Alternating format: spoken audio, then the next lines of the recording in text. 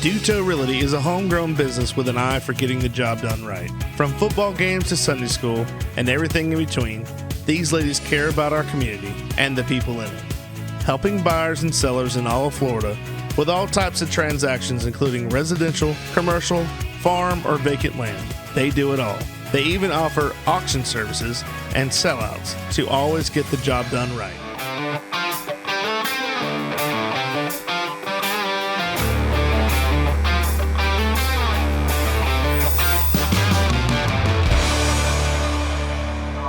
Welcome back to another edition of the Goblay Show. I'm your host, Billy Goble, and today we have a special guest. He is a tour manager for in the music industry, and I met him at our Sumter County Fair. And so we're just going to go ahead and jump on in and then meet this guest and see what he's all about. So without further ado, I'd like to welcome Mr. Greg Withrow. Greg, welcome to the show, buddy. Thank you, buddy. It's good to see you. I'm really thankful for this opportunity. Thanks for asking me to do this. I was very excited actually whenever you asked me if I would be a part of it. So yeah, I'm excited. All right, I got an important question for you. Yeah, go ahead. Grilled or boiled corn? Oh man, I just had grilled the other night. Boy, that's a toss up. I'm gonna have to go with probably boil. Okay. Yeah, I like it both ways. I do too. I prefer it grilled because I like how it brings out the sweetness in the corn. Yes. Whenever it blackens a little bit. Yes. But I just love corn. I love it both ways. Me and my daughters, we will, especially my oldest daughter, London. She's 8, and she likes to race me when we eat our ears of corn. You look like you have to show her that there's a cartoon of Mickey Mouse eating it. It looks like they're doing like the typewriter, like yeah, yeah. That's man, I love corn. I love it on the cob. I mean, I tear it up. My wife cuts it off the cob because she's, maybe she's seen me eat the corn on the cob, and it's like, it's all in my teeth. Like, excuse me, do I have something in my teeth?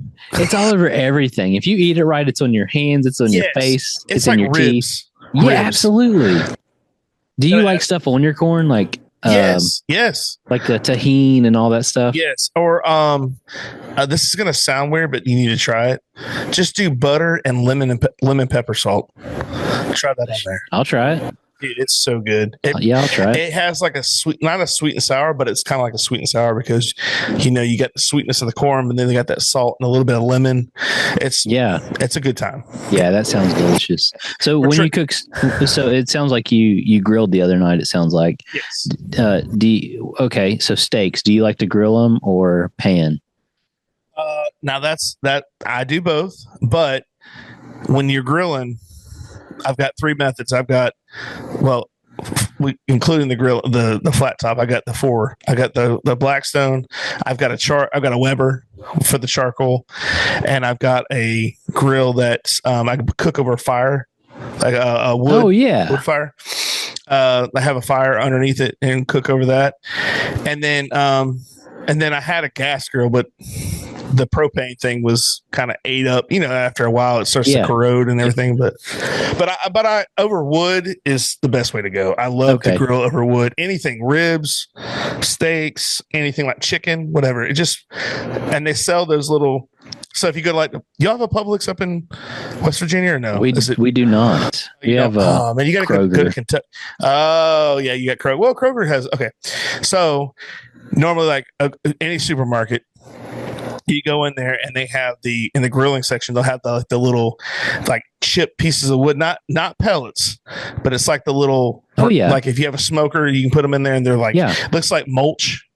I know exactly what you're talking about. Just put that in there. If you're having a charcoal grill, you can get like the apple wood. Yes. That does a great job. Yeah, that's a great way to do it too, because it adds so much flavor to it, and it's really, really good. Have you ever considered? I've done this because when you do it on a pan, the pan needs to be super hot.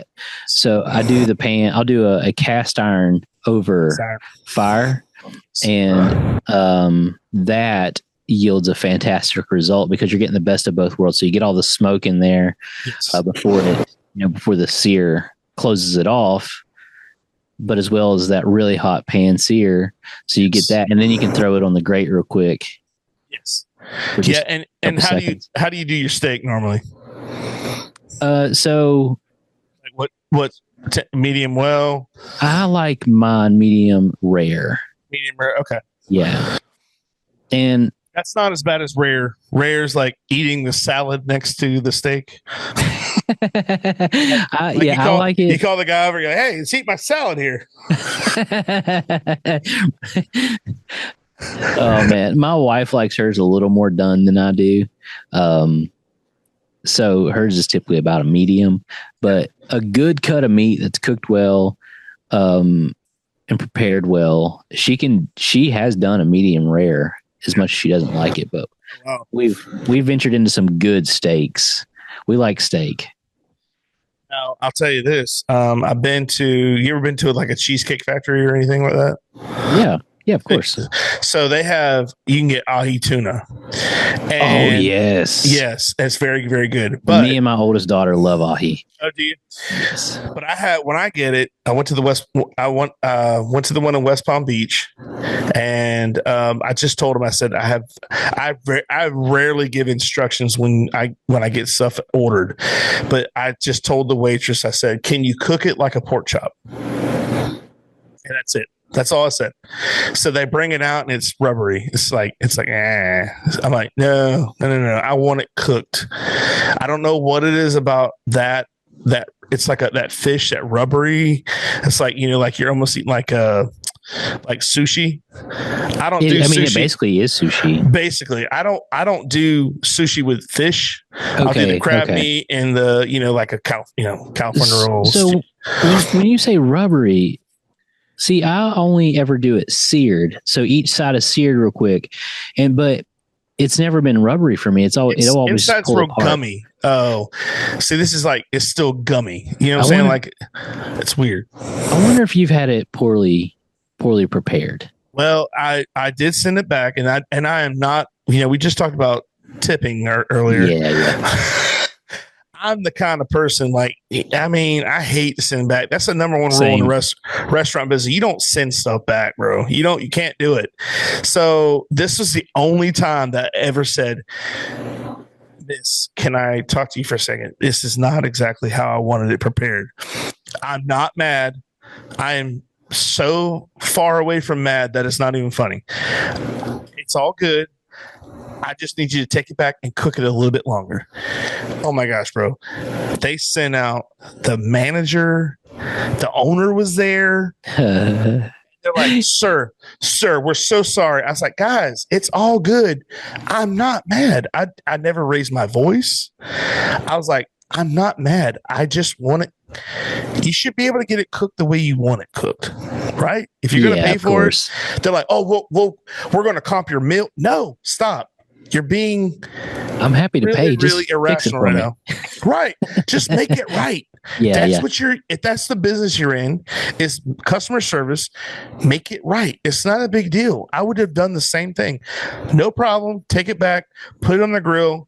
If a guy tells me to mutilate something per request, I'm going to follow that request. Like, that's what he wants me to do to it. If he wants his mahi tuna or ahi tuna or a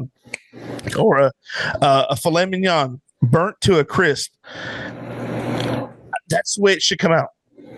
That's the way it should be. Yeah. So be it. It's not the cook's fault.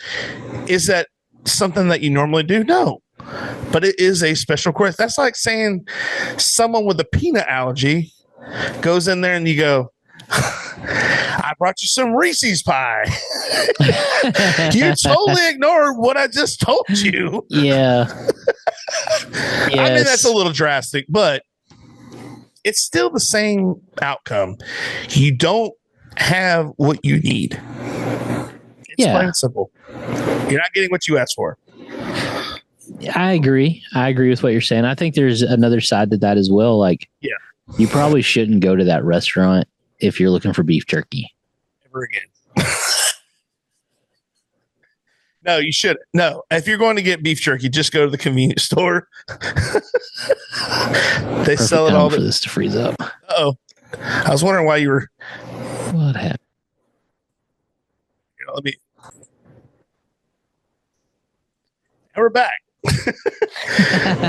So what we were saying was, you shouldn't go there to get beef jerky, is what you're saying. Yeah, that's all I'm saying is, if you find a restaurant that's willing to accommodate, then go. But if you're having trouble at a particular restaurant getting the accommodation that you're looking for, just don't go back, because you're making your life and that person's life more difficult, and it doesn't need to be. That's true, and you got to, and it's hard to think about this every single time you go somewhere, but this is something else that Disney taught me, is you have to give everybody the benefit of the doubt. When I was working there at Magic Kingdom, just say Magic Kingdom, for instance, I've worked at all the parks everywhere, but I could say something like, we had an area back in the day. It was used to be the old 20,000 Leagues Under the Sea ride. And so it was, it hadn't been in operation mode in 8 years, but people still look for that ride. So we had a character location, and I would stand out front and I would tell people, this is not a ride. It's to meet these characters, blah, blah, blah. Well, when did they get rid of that? 8 years ago. with a smile on the face, like, 8 years ago. Sorry, you missed it. Sorry. Buy the DVD. I don't know. I don't know. Just trying to, we have other rides you can ride, but that's great. 5 minutes later, not even that. 2 minutes later, is this a ride? No, dude. You know how many times I heard that in an 8-hour shift? I bet a lot. I can't imagine. I can't even tell you how many times I heard it, but I would get frustrated because I'm human. And after like the 45th time I've said no, but then I come to realize that I didn't tell the same person 45 times this. It's been 45 different people. That's what you have to remember. You have to remember that not everybody is eavesdropping on the conversation and being like, "Oh, what? Oh, this ain't a ride, guys. We gotta keep going." It just sometimes it happens. It seems redundant, and it is, but that's what you have to do. You have to keep, like a teacher. When I subbed, I taught the same lesson, and I'm not saying anything that anybody doesn't know, but I taught the same lesson 6 times a day. Yeah. By that 6th time, I'm like, don't you guys get it? Yeah. Like, we don't. What? This is the first time we've been here today. Yeah, and like there's a part of that you have to put on a show. It just is what it is, whether you feel that way or not. And it's just like an artist on stage. They do those same songs, the same set list, same show every night, night after night after night, whether they feel like it or not. And there are times that it is a grind, and they've got, Marty's got to get up there and put on the same smile, whether he feels like it or not. Man, the first show we did this year, it was actually in West Virginia for the governor's inauguration. And not many people, I don't think anybody in the audience knew that Marty was not feeling well. And he comes out and does sound check. He doesn't have a voice. And hopefully it's okay that I tell this story. He doesn't have a voice and gets through it. And in the back of my mind, I'm actually thinking, man, I'm in trouble. Because my job is to make sure the show looks, sounds, and it is what it's supposed to be from a production standpoint. And somebody doesn't have a voice, that makes things difficult for a mix engineer. There's some tricks we can do, some things we can do. Bottom line, though, the laws of physics are what they are, and we just have to figure it out. Yeah. So he comes up to do the show, and I'm prepared mentally for what's about to happen with him not having much of a voice, and I've just got to make it sound like a normal show to everyone in that room. And that joker put on the same show as if he was feeling 100%. Yep. He mustered it up. He grit it and bear and did the show. He sounded as good as he normally would, and he did it. And then as soon as it was over, he walks off the stage and that smile is gone because he does not feel well, And that's one thing with entertainment is you can't just call in sick, man. If you're not feeling well, Mr. Morgan Wallen. Oh, I'm just kidding. I'm kidding. I can't take part in that conversation. No, I'm just kidding. I'm kidding. And to make my point for that is what we just said about people being human. Yeah, does it suck that we got a concert was canceled? Yeah, it sucks. People take their money and they put that into good faith that they're going to get a show. Yeah. On the other side, you have to remember that this person who is doing the service, it's not 100%. Do you really want somebody that's not 100%? Yeah, you right. Want somebody exactly. to put on a good show. So exactly. You know what? I understand that. That's a complete. If Morgan Wallen hears this, that's a complete joke. I'm just kidding. But that's well, Jelly Roll canceled one. Did he cancel one? Somebody like that canceled just recently, or it's been a couple months. But I get it. Is what I'm saying. I get it. Yeah. There are a lot of people that don't understand that. At least they canceled instead of George Jones and them no showing. No show. Well, Hank Williams did the same thing, man. Hank Williams Sr. There's songs about it where he's a no show and they went home and put on his records. They still love that guy. And then that's the thing is, either you're going to be acceptive and you understand, or you're just not. You're not going to. It's just like you said about the restaurant thing. If you had a bad experience, then you just don't go anymore. But yeah, it's just not your spot. That's right. Right. And there's nothing wrong with that. You tried. I will say this. We're talking about, different things and having to adjust to different things. You guys did a show in the Villages and they had their stage was something That's was going on. Right. So funny story. I think I told you this. My sister got married. They used to be a church back in the day. Yeah, in the lobby of that theater was an old church. Yes. So my sister got married in that church, and it's ironically funny that like when you go there now to watch a show and you go into, because we went and saw Sarah Evans there. It's been 3 Mays. It was like 2-3 Mays ago. When you go in there, that church, the church sanctuary is part of the lobby now, or is the lobby, and they have like a place where you can get drinks, and they never took off like the murals and stuff at the church, which is kind of weird, but I mean it's cool. It's at the bar, right? So you walk up and you're like, can I get a Coors Light? And you look over and there's Jesus and the little children, and you go, can you make that a Diet Coke, please?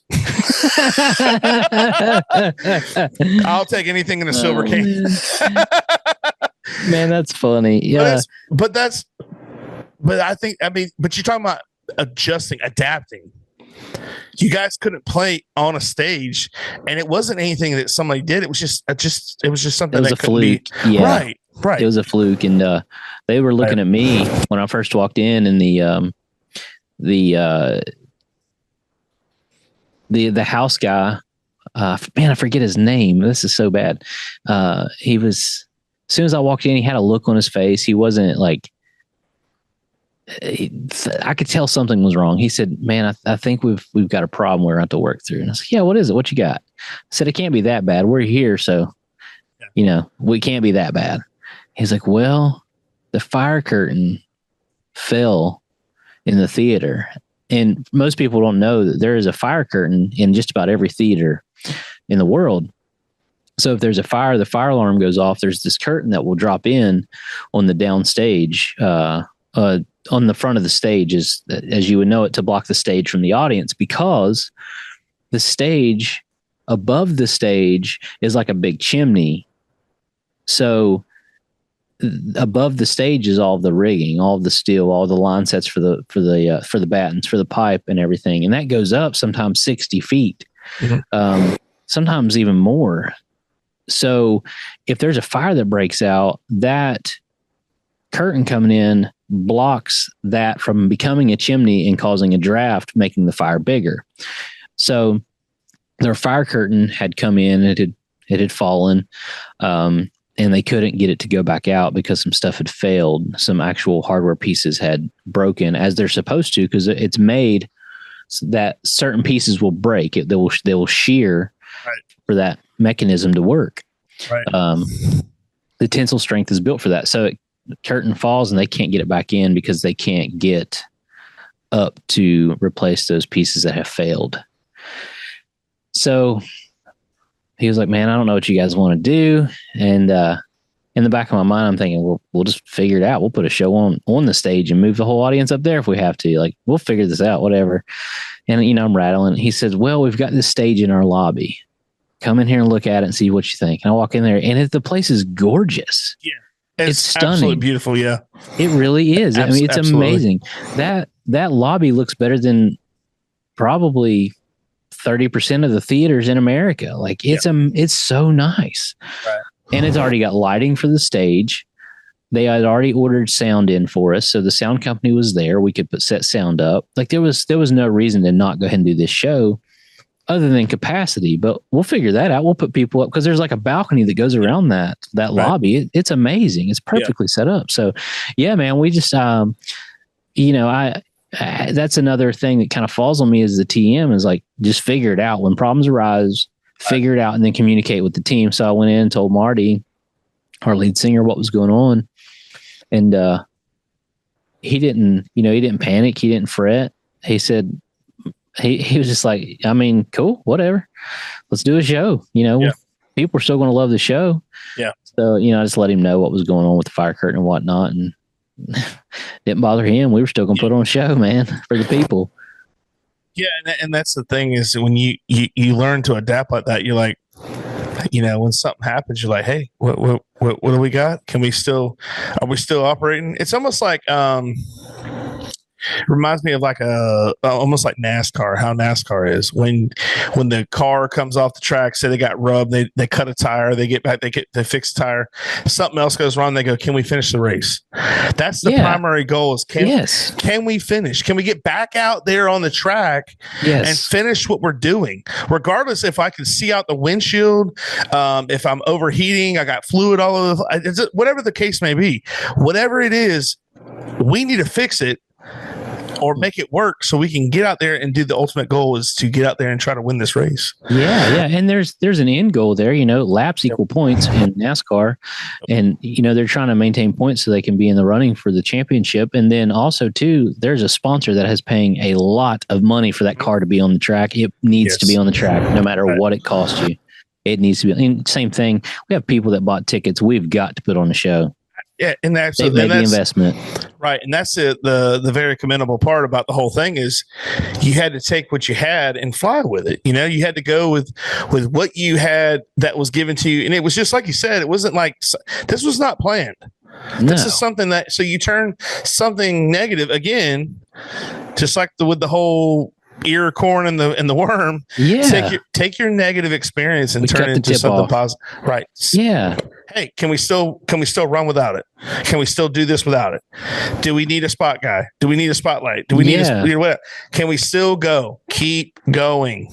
I've got two other stories that I think you could probably, if you want to use these, that would prove the point. It'll send it home.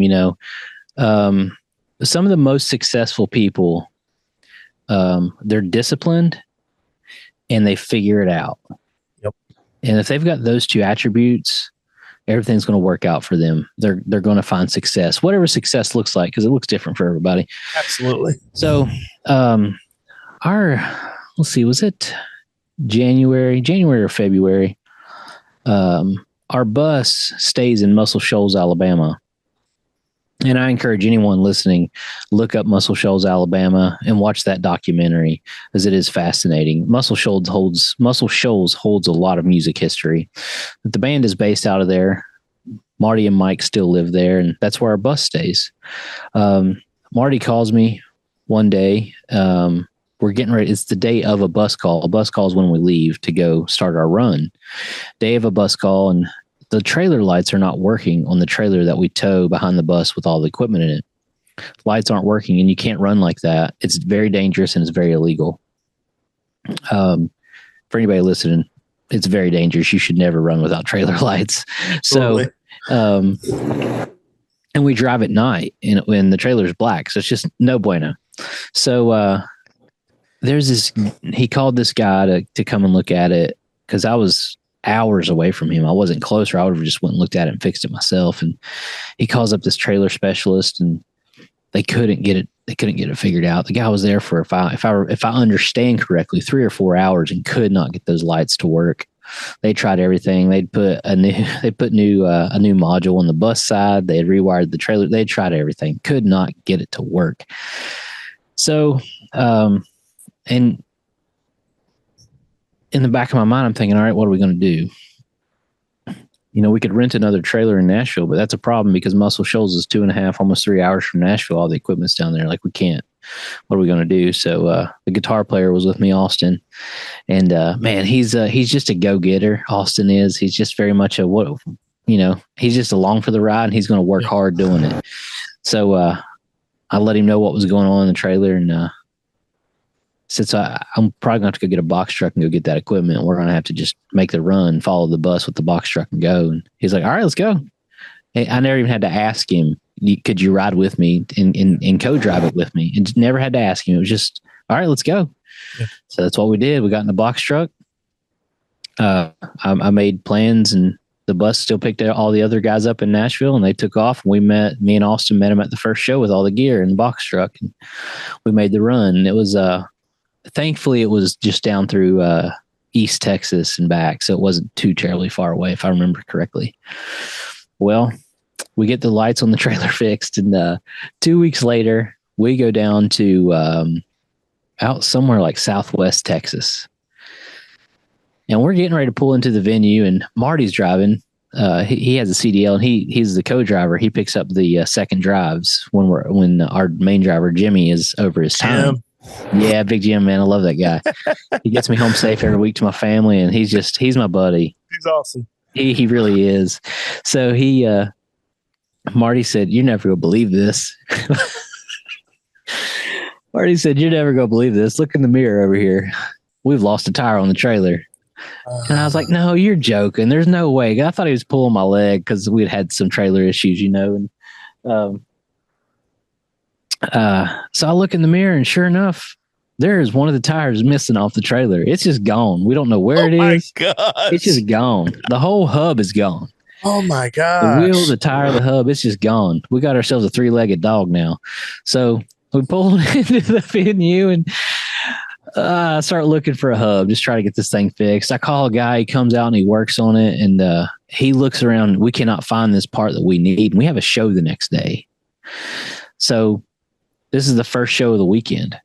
So, and this poor guy working on it, when I called him, he picks up, and I said, "Hey man, my name's Greg Withrow. I'm a tour manager for the country band Shenandoah, and we've lost a tire on our trailer and just need somebody to come look at it." He said, "Like 2 dozen roses, Shenandoah?" I said, "Yes, sir." He said, "I'll be right there."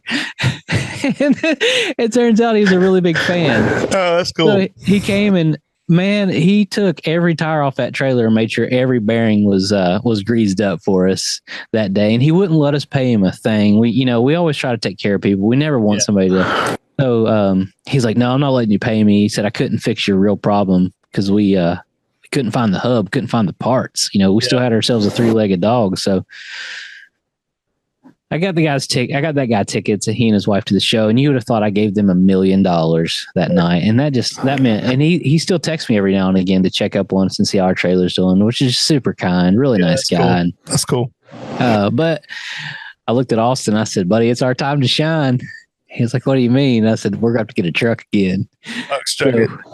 So we got a box truck that day, and we loaded her up again, and followed the bus around to finish the run. And I say all that to say, just always be willing and ready. Never be the guy that says that's not my job, as I've never seen that end well for anybody. Now, don't get taken advantage of. And the band didn't take advantage of me in that situation. Mike and Marty made it right and made sure we were taken care of for all the extra work we did. And I'm very thankful for that, because I was willing to do it just to make the shows happen, man. We had people that bought tickets. We need to make these shows happen for these folks, because it's bigger. So here's something you got to know is people buy tickets to a show. They didn't just buy the tickets. They carved out the time. They're paying, some of them are paying a nanny to watch their kids. Yep. They got to pay for dinners. They got to pay for gas to get there. They got to pay for parking when they get there. Some of them are going to get a hotel room, and it's just a whole thing. So at all costs, we do not cancel a show, whatever it takes. Sometimes weather just causes issues. But at all costs, you do what it takes. And if it was easy, everybody would be doing it. Yeah. And that's just how it is. And it is taxing at times, but man, the reward of seeing people just really in the moment and not on their phones, they're really in the moment at this show, hanging on to every word Marty says, every lyric that's sang, they're singing along to every song. Like being able to provide that moment for somebody and a crowd full of people, all those somebodies is really, really special. Really special. And I don't take that for granted because we live in a pretty crazy world right now. And with inflation the way it is and politics the way they are now and the way the news and media portray things, and people are looking for a real escape, and the only escape that everyone can find right now that really anyone can afford is their phones. So when someone makes the investment to come out and see a show and they're not on their phones the whole time and they're really in the moment, taking in that experience, I don't take that for granted. It's so special. And it's special to me that I get to hear legitimately my favorite country band of all time play their show every night. And I get to be a part of that. That's really special to me. And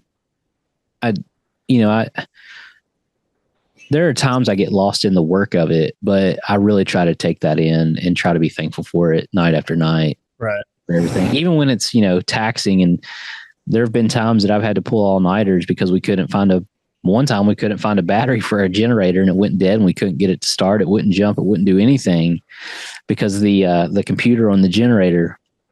And me and Jimmy, the bus driver, looked all night long for a battery. And in those moments, you find out who you really are. You find out what your character really is made of. You find out, what are the words that are about to come out of your mouth? What are the thoughts that you're having? You find out really who you are in those moments. And if you find yourself to be thankful and grateful, that's a pretty good spot to be in. Promotional consideration paid for by the following: Traveling Tom's Coffee Truck, the delicious mobile coffee truck that brings you the caffeination inspiration you need.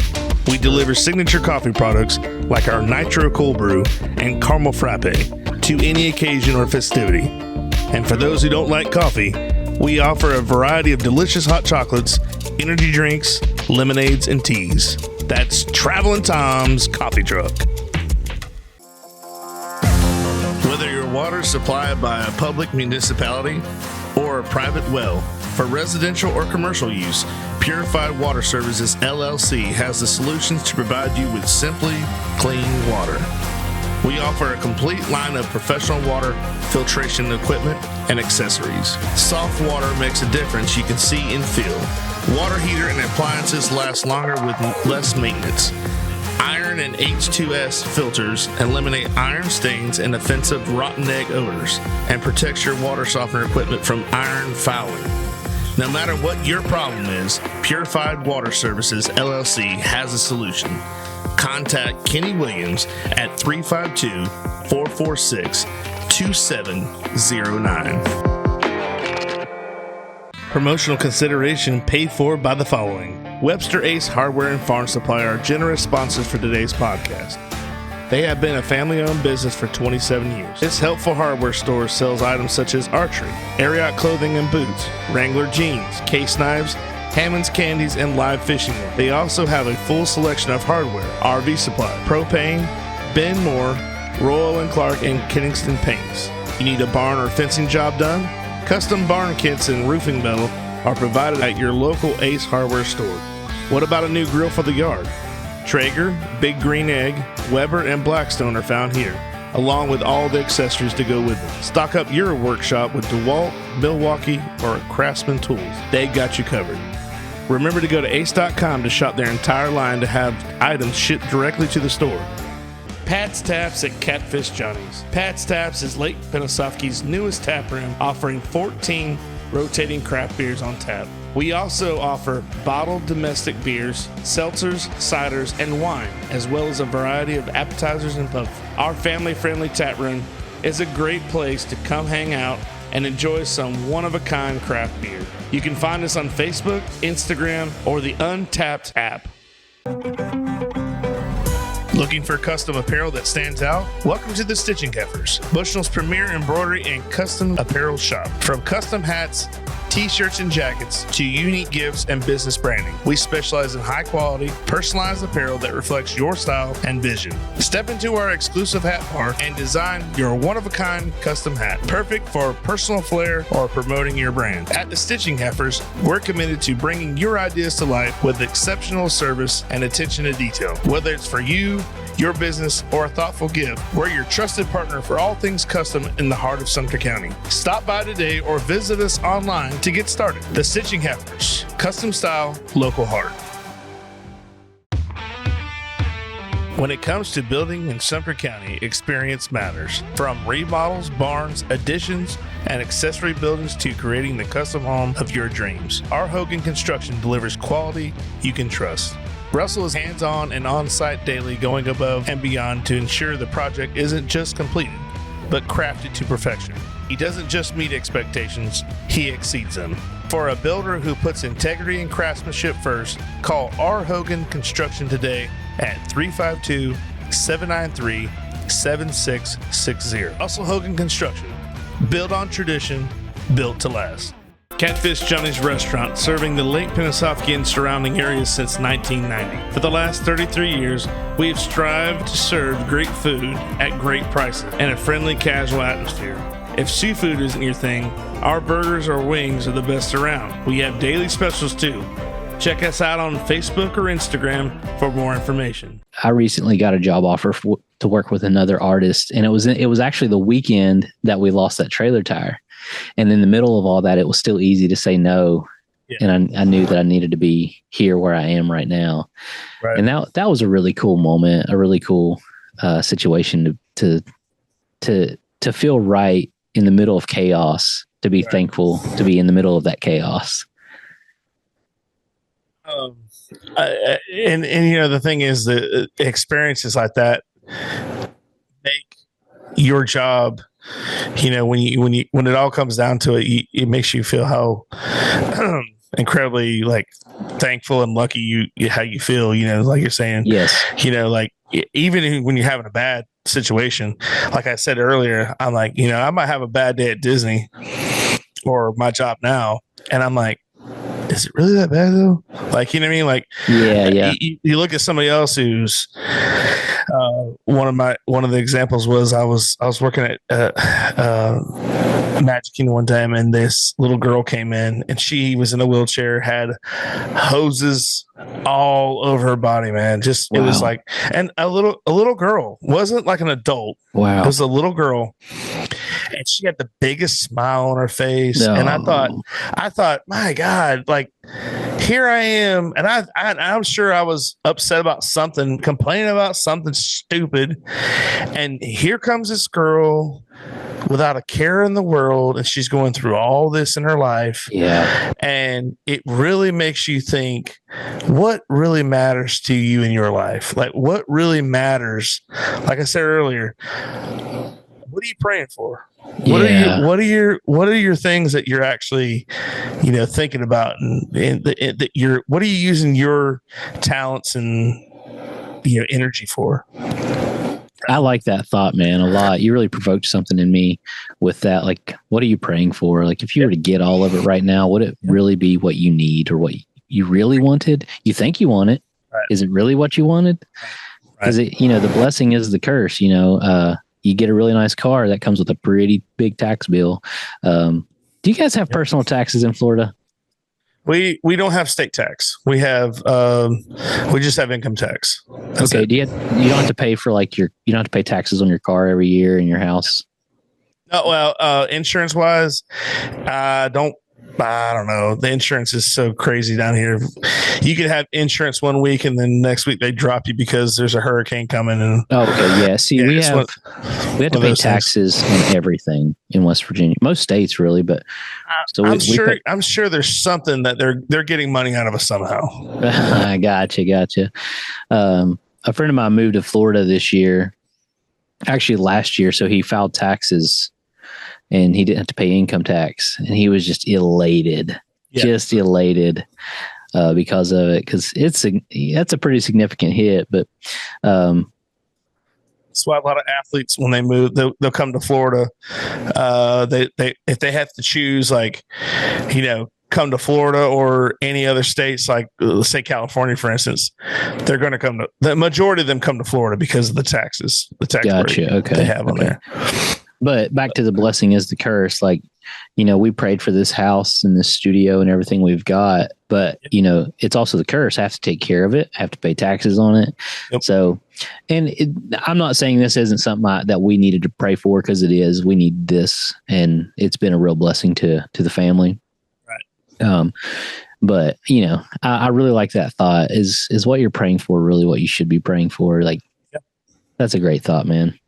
And my wife, she's a very, very, she's absolutely my biggest supporter. And she tells me every time, she's like, I pray for you all the time. I pray for you every day. And, I pray too, but I for some reason, she does it way more than I do. You know what I'm saying? Like she's like, I pray for this, I pray for that. I pray for you to expand your what you're doing. And it means the world to me, man. That somebody else is taking the time to just take a little bit of time out of their day to make sure that your goodwill is happening as well. Yeah. And it's empowering. It's very, it's a positive thing. Obviously. I mean, it can, if you're having a bad day and somebody says, you know what, I don't know if you know this, but I was thinking about you, or I was praying for you the day, and thinking, it just means the world. It's such a powerful thing. Yeah, it is. I agree. It's important. I was going to tell you, when you were talking about the band and stuff, I don't know if I told you this or not, but I tried to surprise my wife with John Party tickets at the Strawberry Festival. Yeah. This was back in last November. Thought I'll surprise her. She loves Cody Johnson, and she loves John Party. So I found these tickets. They were floor tickets, not floor seats, which I come to realize later on she's not really much for standing during a concert. But I found out they were floor standing tickets. I realized about 2 weeks after I bought them that the night that the concert was the same night you guys were here. And I was like, dang it. Like, I wish I would have known. Like, I for some reason, I just wasn't thinking about it. And I know the dates were posted, but I just didn't think about it. That was sure. Yeah. Easy. Next year. It was next year, 2025. Was not even thinking about it. I was going to say, you got to tell Marty that I picked him over John Party. I'll be sure to tell him. Yeah. I was like, man, those guys, first of all, everybody in the entire place, whether it was with you guys or the guys with the stage and everything, and like people setting up and everything, everybody was so nice. I mean, it was like it wasn't like you see people and you try to avoid them. You're like, oh gosh, they're so mean. And I know there's people out there and they have their reasons, whatever. I just don't gel with those people. I'd rather stay away from them and keep that positive energy away, whatever.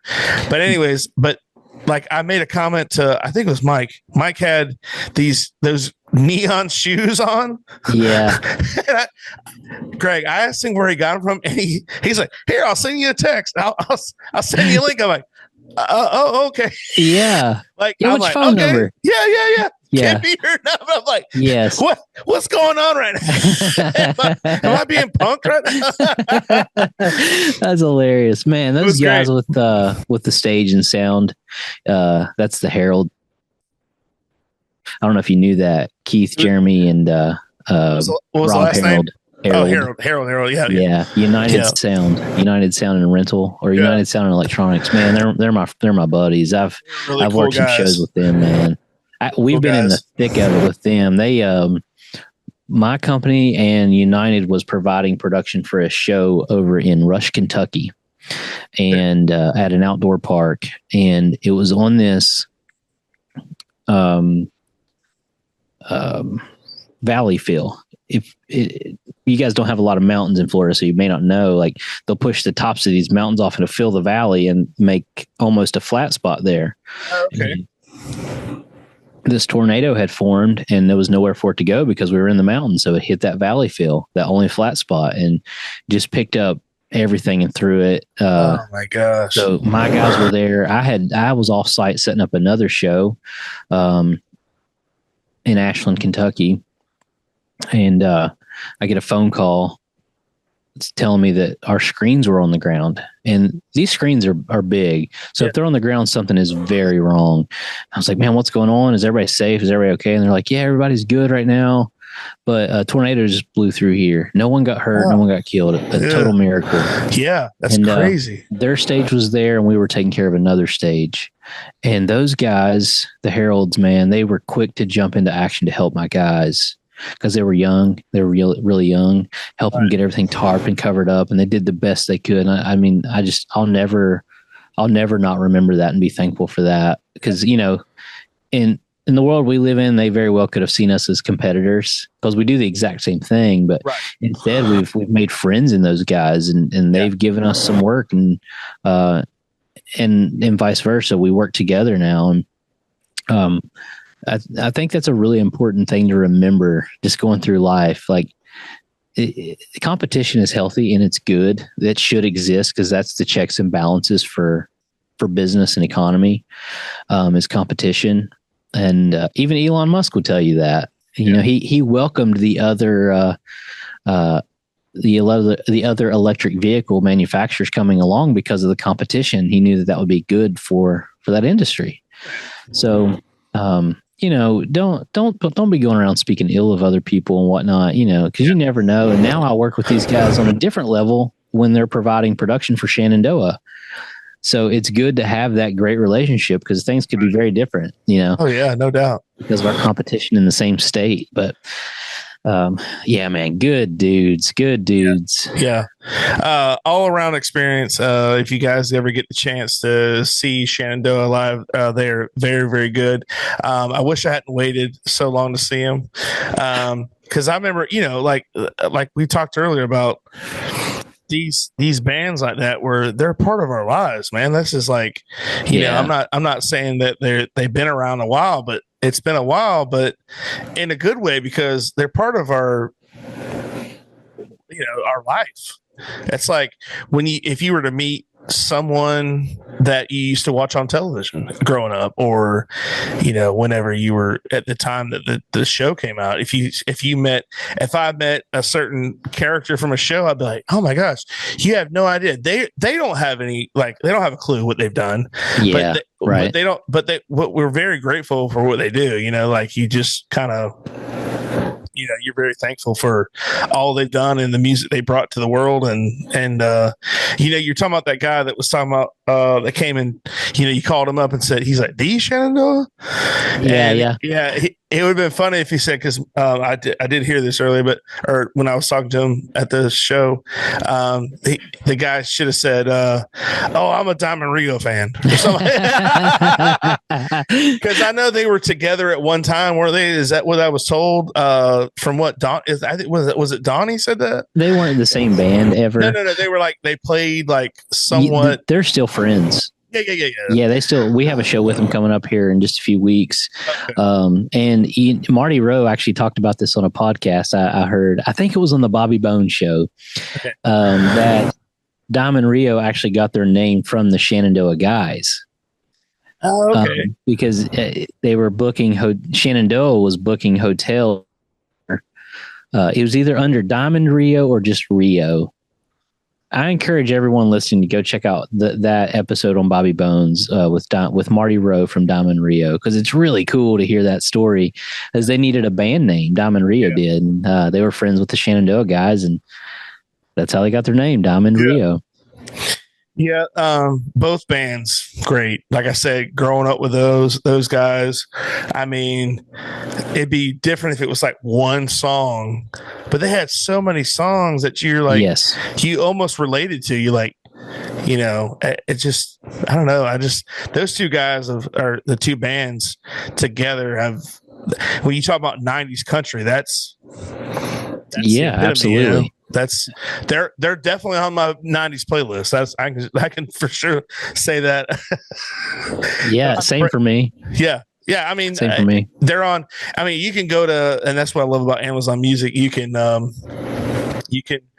post your playlist, and people can use your playlist and stuff. And that's what's cool about it. You can kind of figure out what they think '90s country is, or who they liked at the time. And so it's cool to see people collaborate together and stuff. But yeah, man. Hey, listen, I appreciate you coming on today. I can't thank you enough for taking time. I know you just got back from a show, and it's great. I know we talked on the way back to the show a couple months ago,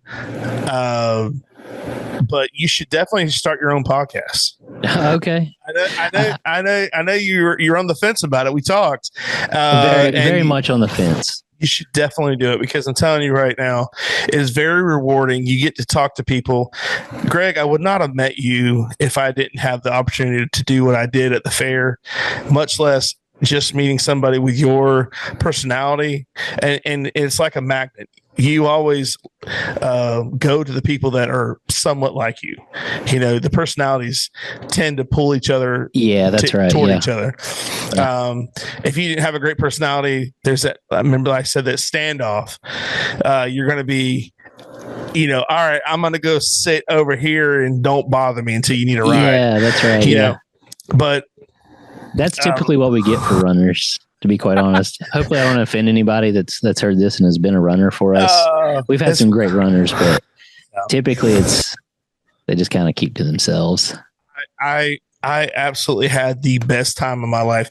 I loved it. The year before when I did it, I haven't had a bad experience. And it's what you make of it. You have total control of what's going to be, what is, people believe in destiny. Well, the destiny is, you have a lot to do with your own destiny. You can pick what you want to do. Just like I said, with the whole John Party thing, I had to think in my head, do I want to go to this concert that I know I'll have a good time, but I'm not going to be able to meet Greg. I'm not going to be able to meet Marty, all these guys. Brad and Austin and Donnie and Mike. And that's crazy. You remember all those guys' names. I have a really, and what's funny is, I don't know if you heard me or not, but the opening band that was there, I'm drawing her name. I can't remember her name off the top of my head. She's going to kill me because I've asked her to be on the podcast. I'm so sorry. I can't think of her name right now. I'm drawing a blank. Let me see if I can find it real quick. Let's see. Jess Kelly. Jess Kelly. Jess Kelly sorry. Adams. Adams. That's exactly right. I thought I knew the last name. So Jess Kelly Adams, their band came. They were good too. I highly recommend anybody to listen to them too. She was really, really good. Yes, very. I went to drop off Jim, and I saw the two members of their band in the hotel in the lobby, and their drummer has sleeves, the tats on the arms, right? Okay. And I was like, that guy looks like a drummer. Just in my mind, I'm going, that guy's a musician. I don't know where he's at. I don't even know who he is. Come to find out, here they come pulling in with their van, and those two guys pop out, and I go, guys, you could have just rode with me. That's funny. And the guy goes, you remember us? I'm like, yeah, I saw you at the hotel. And they're like, how do you know that? I'm like, I can't explain it. Just sorry. I'm built different, I guess. I got a good memory. I don't know, but it was hilarious. But Greg, I appreciate you coming on, man. And we'll have to do this again. I'll have to come check on you in a little while and sometime soon and see how you guys are doing and see, tour dates and all that. We can get that out there. And, man, yell at me. Yeah, for sure. Yell at me. And I'll probably be getting with you to come be a guest on my podcast as well. Sweet. I would be right here. You heard it first. I will be. I'd love to, man. I'd love to. It would be great. But before I go, and I know I'm just trying to sign off, but before I go, I almost forgot. I got to ask you how that Rattlesnake Festival went. Oh, brother. Okay.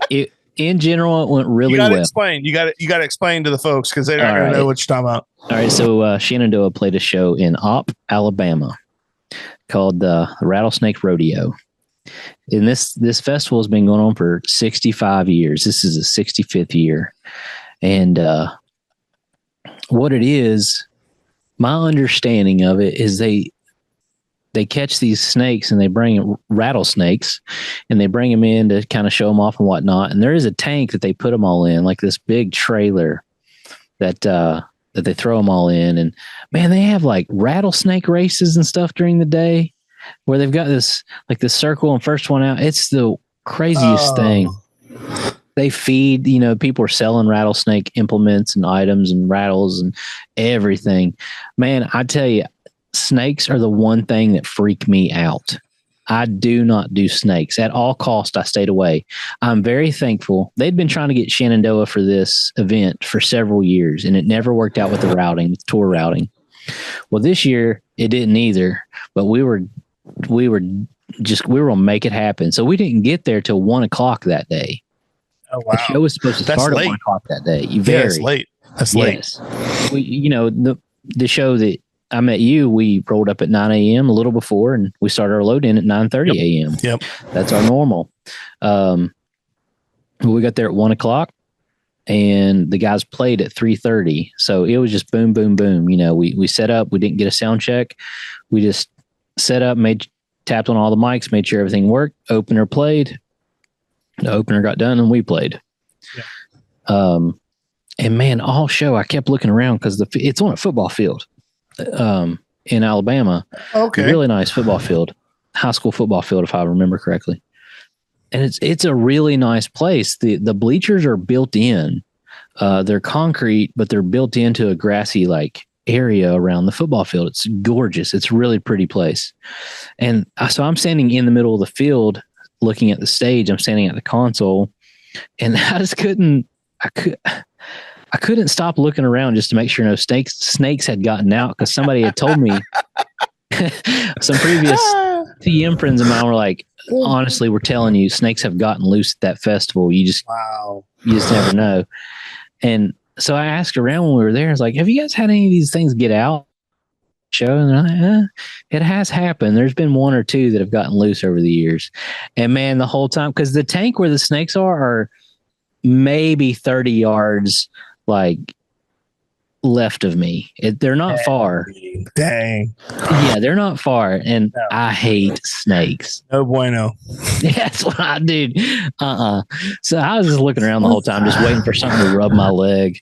I was nervous. But it was a great show. The guys put on a fantastic show. The people loved it. If you guys know the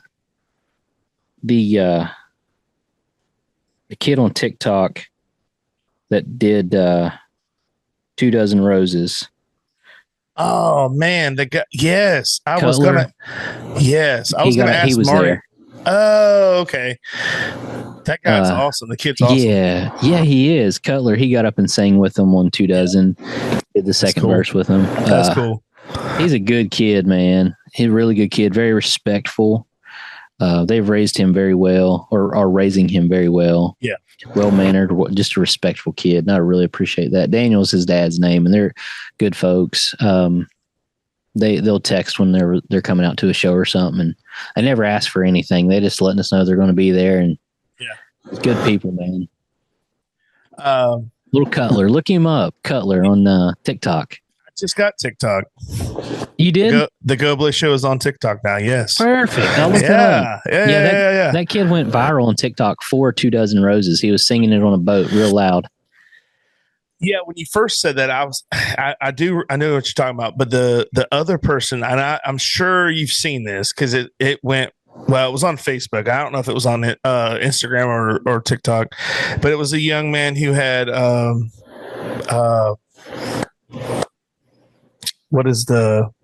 he had special needs. Gosh, I can't think of it, but he played 2 Dozen Roses on the guitar. And it is amazing. I haven't seen it. Would you text that to me? Yes, I will send it. I will send it to you. I almost showed Marty, but I was like, man, he's got to have seen this because it's absolutely amazing. And I don't know the guy's name, but it is one of the best. I mean, but other than Marty singing it himself, it is the best version. Now, the kid did a great job, but this guy was playing the guitar and singing 2 Dozen Roses. This is on TikTok. Actually, I think you can look it up on YouTube probably, but you have to look it up. If I can find it for you before you find it, I'll send it to you. But he's got it's him and another guy. They're playing. He's got a guitar, and there's another guy playing a guitar, and it's all acoustic. And I'm telling you, Greg, it's one of the best versions I've ever heard somebody do a cover of it. And it's like, man, he is playing that guitar.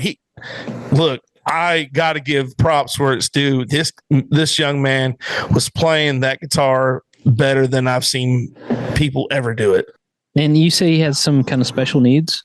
Yes, I want to say, and man, Greg, I have no idea what it's called. Oh, here it is. Yeah, Tyler Williams. Yes, Tyler Williams. Oh man, dude, he does so many covers, and they're all so. No, I haven't seen this. No, Greg, I'm telling you, you got to watch. You have to watch that. It is so good. I'm telling you. I showed my wife Nicole, and I said, "Look, see this should be prime example of it. Doesn't matter what's going on in your life. If you have a talent, show it off. Yeah, absolutely.